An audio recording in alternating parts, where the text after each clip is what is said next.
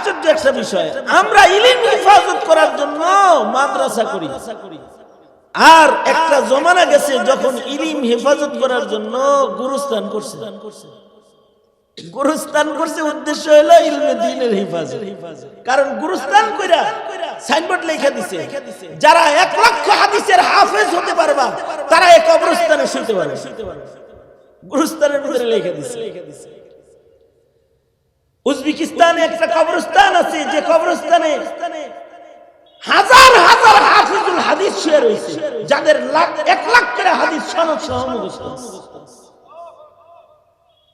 ওই কিছু আকাবির মুহাদ্দিসকে ওখানে কবর দেওয়া হয়েছে, তো ওয়াকিফে শর্ত দিয়ে দিছে যারা হাফেজে হাদিস হবে তারা এই গুরুস্থানে শুইতে পারবে। নাম মুহাম্মদ হবে, 1 লাখ হাদিস মুখস্থ থাকবে, গুরুস্থানে ঘুমাইতে পারবে। নাম মুহাম্মদ না, 1 লাখ হাদিস মুখস্থ হয় নাই, সে গুরুস্থানে যাওয়া পাবে। ভালো কবরের কাছে কবর বানাইতে কার নাম মনেছে? চালাক যে হয় সে ভালো কবরের কাছে কবর বানানোর ধান্দা করে।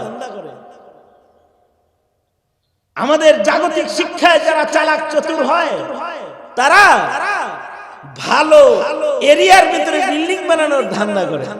সংরক্ষিত একটা এরিয়া, মন্ত্রীপাড়া, হাউজিং সোসাইটি, এরকম জায়গায় যে বাড়ি বানানোর চেষ্টা করে, যে ওখানে ভদ্রলোক আছে, শিক্ষিত লোক আছে।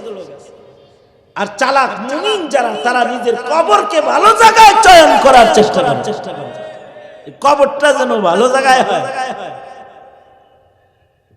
এই কারণে হযরত ওমরের দরখাস্ত ছিল উম্মুল মুমিনিনের কাছে, উম্মুল মুমিনিন, আপনার যে কবরের জায়গাটা আপনি রেখেছেন, এইটা আমি ওমর আপনার কাছে চাই, কারণ বরজখে আমি ভয় পাই, নবীর কদমের কাছে একটু থাকতে চাই। কারণ হলো ভালো কবরের কাছে কবর হইলে জান্নাতের খুশবু মিলে, আর খারাপ কবরের সাথে কবর হইলে আযাবের আওয়াজ, আগুনের তায়ের তাপ মিলে, এটাই স্বাভাবিক।